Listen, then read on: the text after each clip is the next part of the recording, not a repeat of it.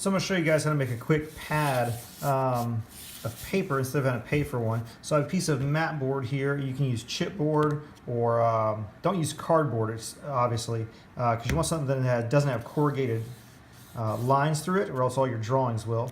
But something that has a hard backer to it. Anything will do, really. So I'm going to show you guys how to do this. I'm just going to quickly mark out my marks, and then I'll cut it with an X-Acto knife to make it the right size. So I'm just using the bottom page as a template instead of having to use a ruler. And I'm not going to run the whole length of it. I just want the dashes of my edges.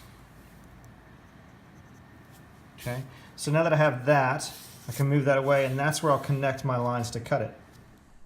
Couple of quick tips here. When using a cork back ruler for whether you're drawing a line or especially when you're cutting with an X-Acto knife or any kind of sharp instrument, I never use the cork side.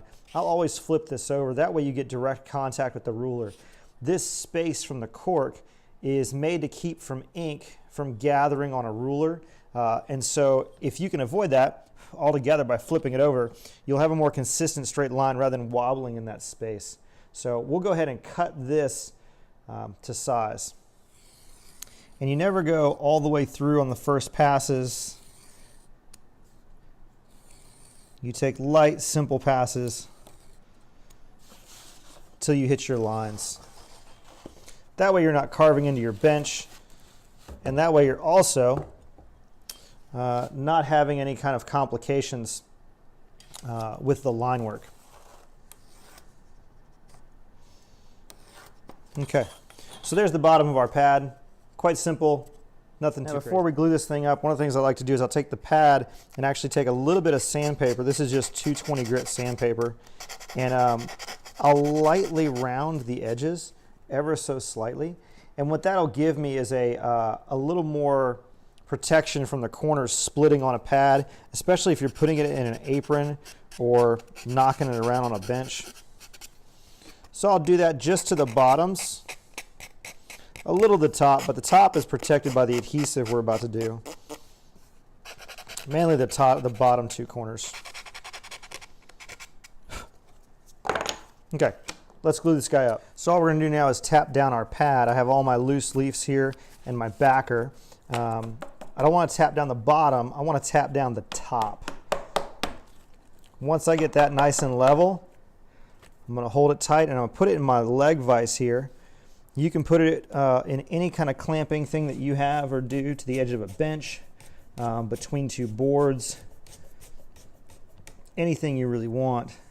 And that's a little loose, so I'm going to lower it just a hair and tighten that down.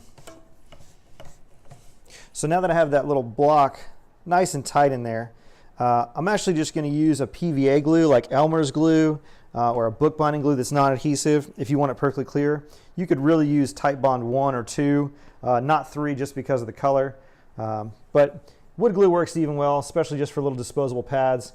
But I have a little bit of PVA glue here, which is polyvinyl acetate. It's the white glue you always see. I'm going to put a decent layer right there. Now inevitably you will glue it to something. If you glue it to the edge of your bench, that's okay, it just razors off. If you glue it to the edge of a board, the same applies. You can also put a piece of tape or anything else over that board so it just peels off. I just found I just use that same X-Acto knife and razor it off. So I'm going to put a decent little layer on here and let that set for about an hour or so, and we'll come back and check on it, and I'll show you what it's done. You can also build this up layer by layer. I've found no real difference in doing a decent thick layer and then doing 2 or 3 thin layers. So there we go. So I've got that painted on just with a simple little brush, nothing crazy. And we'll check in on it in a bit. So here I can see without a leg vise, I just have 2 boards. They can be any thickness clamped up. If I was going to do a lot of these, I just put them in a line. But here's an 8.5 by 11 full pad size that I'm just going to brush on my glue here so you guys can see it.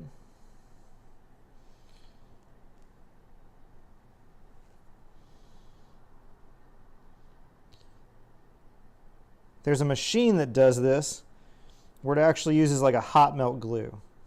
There are resources available for that. They usually charge a few bucks to do it. But I'm of the attitude where if I can do it myself, why not?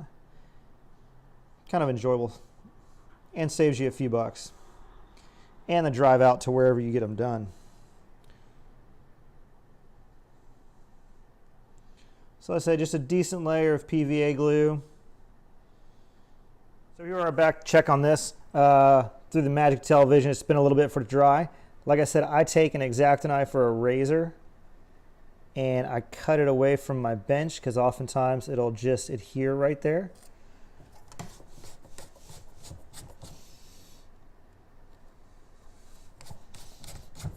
Open this up so I can actually see it. Probably shaking the camera. There we go. So if I need to get that off my bench, I can just take a razor and it trims that glue right off. Okay. But that's how we make a small pad. So now this holds just like that, and I can tear a sheet off and have at it. Cool stuff. So here's our 8.5 by 11 pad, all glued up. So I have my clamps here holding it. I can take those off after the adhesive dries. And this little guy will pop out from between the boards. And you can see it's holds the whole pad together. Just has the backer. Works great. All right, thanks for watching.